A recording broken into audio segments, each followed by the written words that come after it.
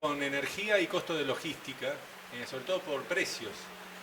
El año pasado estuvieron los precios de los combustibles y de todo lo que era fletes por las nubes a partir de la guerra de esto y tuvo un descenso importante este año, ¿no? Entonces, más que nada por ahí viene el descenso brusco y la verdad que tendría que revisar si metimos algo de lo del gasoducto reduciendo, ¿no? Pero Tendría que es porque consultar. tal vez sea menor, o sea, sea más grande la caída de las importaciones. ¿O no? ¿De las? De las importaciones, no me sorprende la caída, sino que digo, tal vez las importaciones caigan más. Bueno, pues digamos, en materia, puede ser, nosotros creemos más por una recesión, podrían venir un ajuste. Creo que... no, estoy tratando de memorizar la elasticidad de las importaciones y cuánto es el valor por punto de PBI. Pero no me lo voy a acordar de memoria y no te quiero mandar fruta, pero digamos, me parece que puede venir por ese lado, no está bien. Pero bueno, ojalá la expansión del gasoducto nos dé más aire. Después, salario de inflación. Nosotros la perspectiva que tenemos es que en una economía inflacionaria aumenta todo nominalmente. Digamos. Entonces los salarios sí están involucrados en la dinámica inflacionaria, no son el motor y la causa. Pero tampoco entendemos que el motor y la causa sean las ganancias empresariales, porque eso es como niveles. Claramente en los últimos, digamos así como en la etapa de Cristina, el salario le ganó a los precios, o sea, incrementó la participación en el PBI en relación a la ganancia en una economía inflacionaria. Después vino otro periodo que coincidió con una inflación todavía más elevada, donde las ganancias le ganaron a los salarios. En general en la economía argentina estos periodos donde la ganancia le gana al salario y la inflación es más elevada tienen que ver con, sobre todo, transferencias desde el mercado interno al mercado externo, devaluaciones, que cambian abruptamente la distribución del ingreso y aceleran la inflación y redistribuyen ingresos del mercado interno hacia los sectores exportadores principalmente como compra. Pero es una dinámica que está siempre presente, la evolución del salario, la ganancia y los precios. Con una economía inflacionaria aumenta todo. Entonces nosotros decimos, el que agarra uno y dice la culpa del empresario porque aumentó los precios, el otro dice no, la culpa del trabajador porque aumentó el salario, el otro dice no, la culpa del Estado porque recauda más, impuesto inflacionario. Y cada uno decimos, bueno, le están echando la culpa a uno al otro, pero en verdad es un ciclo que tiene que ver que estamos en una economía inflacionaria y todo va a aumentar. Entonces agarrar a cualquiera que va a tener la culpa. Entonces, no es cuestión de culpa. Para nosotros hay un problema estructural macroeconómico, que es una inflación alta, que ya ancló elementos inerciales en la economía argentina y hay que ensayar un plan de estabilización que ataque esos elementos inerciales para romper esa dinámica inflacionaria.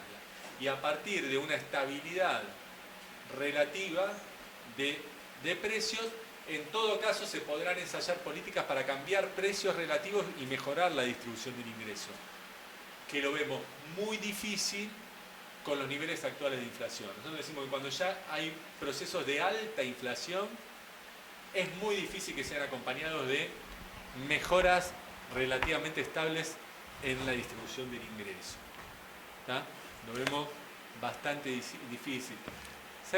La única coyuntura que se pueden dar es por un efecto que se suele pasar en las crisis. Una crisis económica en general genera un derrumbe brusco de la actividad y como los salarios son más estables que la ganancia, tienden a mejorar la distribución del ingreso en términos de participación en la torta del asalariado, pero es porque un efecto caída brusca de la economía, achicamiento de los márgenes de ganancia, no positivo, digamos, ¿no? Siguen cobrando todos los meses, entonces de alguna manera la proporción salarial. Pero sí, Es menos abrupta la caída de la masa salarial en general en las crisis que de la masa de ganancia. Entonces hay un efecto que vos ves en todas las crisis, mejora la participación de los trabajadores en la torta, pero es momentáneo. No, no, totalmente. Esta idea de que es la culpa de alguien la inflación me parece que coincide plenamente, digamos, esta idea de la inercia. Sí hay cuestiones muy de los tiempos a veces en donde los trabajadores, como decía muy bien Andrés, los trabajadores negocian primero por un año, después 6 meses o 3 meses, pero no hay una paritaria entre el empresario y la góndola, digamos. Entonces, eso pasa todos los días y ahí, y sobre todo no solo hay una paritaria, no hay una intervención del Estado, digamos. Una negociación paritaria implica, es tripartita y lleva acuerdo y qué sé yo, y el aumento de los precios empresariales es mucho más rápido y mucho más directo. Pero comparto, aumenta todo. Entonces, sí son parte de los trabajadores. No quiere decir que sea culpa de los trabajadores de ninguna manera, pero no es culpa de nadie, estamos metidos en las cosas. Si nos Y- ponemos, si nos dale. ponemos muy académicos, digamos, en términos de teoría económica, cuando se acelera la inflación a niveles muy elevados, empieza a pesar en la distribución del ingreso más la velocidad de ajuste que tiene cada sector de sus ingresos que su poder relativo en términos de capacidad de negociación social. Entonces ya no es, soy un sindicato muy grande y muy poderoso, entonces por eso voy a mejorar mi salario, sino que el hecho de que la inflación se acelera muy rápido y la velocidad de ajuste de los salarios, digamos, ponerle el máximo que la pueden hacer mensual. No sé si puede.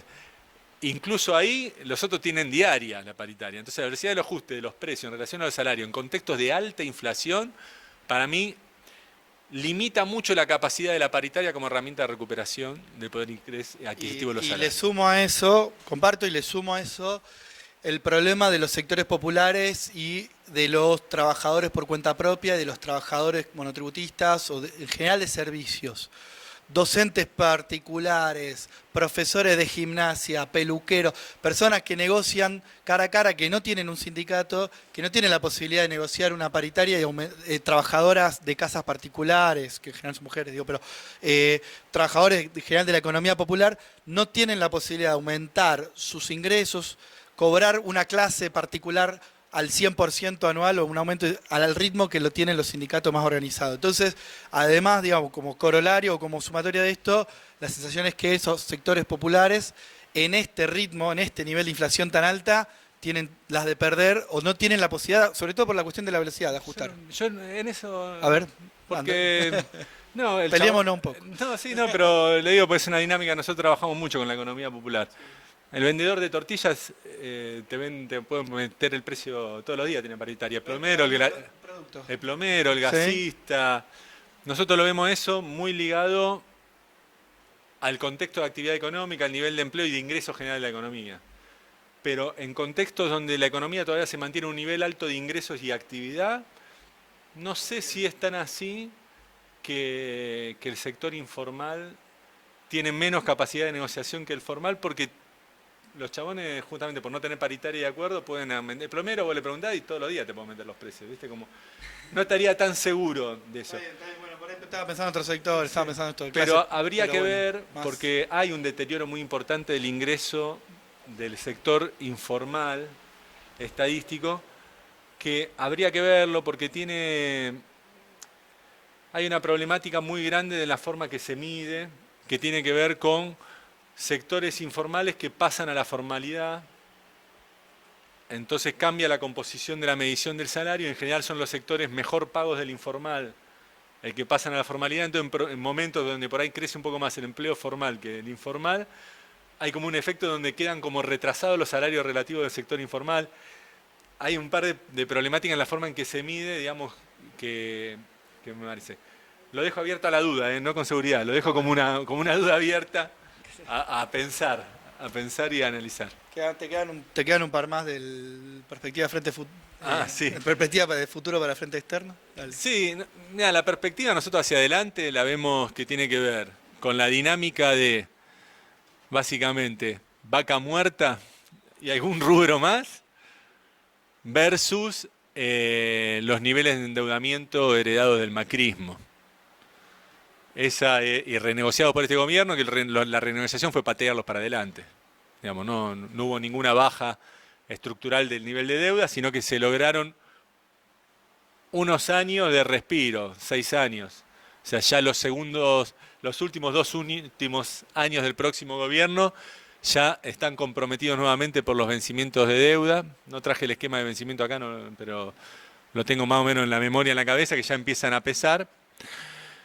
Entonces nosotros creemos que desde ese punto de vista, mira, si lo queremos hacer muy cuento así, Scalabrini Ortiz, el kirchnerismo había logrado romper una dinámica de dependencia externa basada en el endeudamiento que había iniciado la dictadura militar. Y había logrado romper esos, ¿cuántos fueron? 76 al 2003, ¿cuántos años son? 25 años de dependencia financiera de una economía argentina condicionada por el endeudamiento externo y la imposición de los acreedores en forma permanente. Había logrado romper eso. El macrismo en 2 años reconstruyó las cadenas de la dependencia. Podemos decir, si el kirchnerismo tuvo 3 logros, así muy a grosso modo, uno diría, desendeudó al país, recuperó los niveles de actividad y de empleo y mejoró la distribución del ingreso y la seguridad social, ¿no? Como 3 hitos históricos. De esos 3 hitos históricos, el macrismo básicamente el que rompió estructuralmente es el desendeudamiento. Después en materia de distribución del ingreso bajó un escalón, pero uno le diría, bajar un escalón de distribución de ingreso es relativamente fácil de recuperar.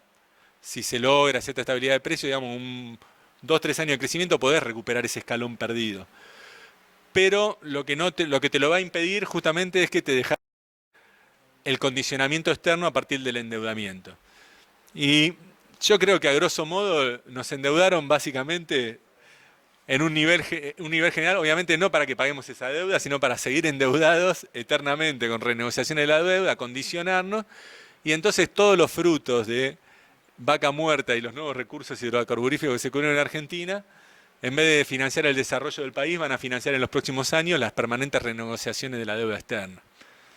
Yo veo un escenario así, digamos, de gobiernos todo el tiempo al límite de dólares, con una deuda impagable y en permanente renegociación con los acreedores, y en esas renegociaciones con los acreedores te ponen condiciones, y las condiciones son lobby para el desarrollo de negocios de empresas de distintos países que responden a esos acreedores para comerte tus recursos naturales y tus posibilidades productivas. Así, a grosso modo, en forma no muy técnica económica, ¿no? Pero más de análisis económico-político. Y después, la última pregunta, que era cómo zafar de la evolución con la reserva que hay. No sé por qué decís 3.000 millones de dólares de reserva. Ah, pero deben ser las netas, esas que cuentan. No, lo que pasa es que las reservas netas le descuentan a las reservas todas las deudas con China, el swap con China, le empiezan a descontar cosas. Las reservas son las reservas. Pero los dólares esos están. Sí, ¿Está bien? se usan. O sea, en realidad el Banco Central publicó el último dato 37.718 millones de dólares. No te digo que se puedan usar todos, pero habría que ver cómo está la composición. Creo que Kicillof creo que las dejó en 24.000, si no me equivoco, para tener un escenario de hace unos años de caída. No te digo todo. Difícilmente se cumpla con el acuerdo del FMI en materia de acumulación de reservas, aún modificado, pero yo creo que el gran riesgo para mí es que el gobierno, el riesgo es que venga alguno que quiera hacer una política de unificación de tipo de cambio, liberalización del tipo de cambio, gaste dólares tratando de contener el paralelo mientras deja el dólar oficial que se alinee con el paralelo, estilo lo que fueron los finales de los gobiernos de Alfonsín, digamos. Sí, el momento de Caputo, ese que quemaban reservas día por día Claro. sin sentido. Ahora el escenario más probable que yo veo es una fuerte restricción sobre las importaciones, con medidas fiscales que van a dejar la economía en un estancamiento leve caída, como forma de ahorrar dólares, con una brecha muy amplia. O sea que puede haber sí presiones fuertes sobre la brecha, más cuando el FMI está presionando para que no se gasten más dólares y cuando por ahí no va a haber ya más dólares como para ir tirando en el paralelo. Que es un escenario difícil, pero no de desestabilización. El escenario de desestabilización vendría solo si viene algún iluminado, de eso que dicen yo te soluciono todo, para esto hay que unificar los tipos de cambio, hacer una política de convergencia, todo lo otro, te libera importaciones, te libera el dólar oficial y se va toda la bosta, digamos, ¿no? Y no puede sostener porque después no tiene reserva para sostenerlo. Si no agarra ningún iluminado que quiera hacer eso la política y se sigue simplemente el camino que viene hasta ahora y que pareciera lo más marcado, que se van a sentar sobre los dólares que hay, le van a decir a los empresarios, muchachos, por 3 meses no importan, hasta que aparece un dólar y le va dando a cuentagotas, con una brecha que se amplía por las presiones preelectorales. Es un poco el panorama más, que uno diría, más probable, ¿no? Habían quedado preguntas por allá. Pará.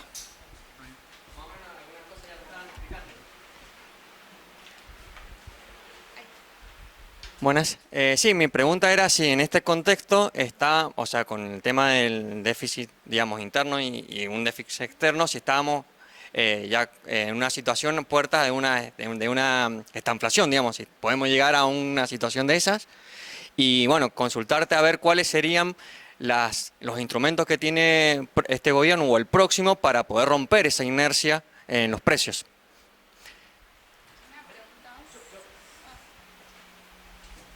Bueno, lo mío está mezcladito. Buenas tardes. Venimos de un gobierno como de Cambiemos que fracasa por un contexto económico, ya lo sabemos. También tenemos este gobierno de todos que va por el mismo camino. Según lo que se ha hablado acá, es una situación muy crítica la que vive Argentina desde lo económico. Pero yo me quiero centrar, si es posible una respuesta, o al menos como comentario lo hago, es que estas debacles económicas tan largas como la que viene de 8 años, y que a mí me asusta mucho, es cuánto daña la democracia, ¿no? ¿Por qué? Porque aparecen, se comienza a descreer de los gobiernos, en todo caso de la política, y también, sobre todo, aparecen personajes como Milei que vienen con una manera o una propuesta totalmente distinta a lo que nosotros pretendemos como un sustento democrático de un país como el nuestro. Ahí voy.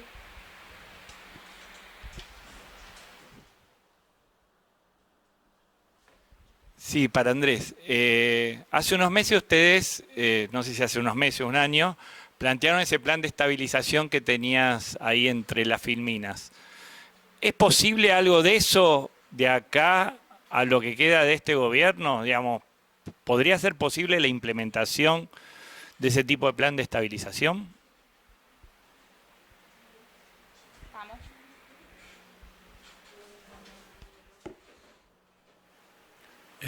Bueno, esta inflación sí, yo creo que estamos. Incluso nosotros inventamos un término en ese momento que lo rescatamos de la historia económica, que es depreflación, porque que es caída de la actividad con alta inflación, que es algo muy habitual en la Argentina, porque en la Argentina, como las crisis vienen de la mano en general de crisis externas con devaluación de la moneda, en Argentina históricamente las caídas del producto son inflacionarias la mayor parte de las veces, ¿no?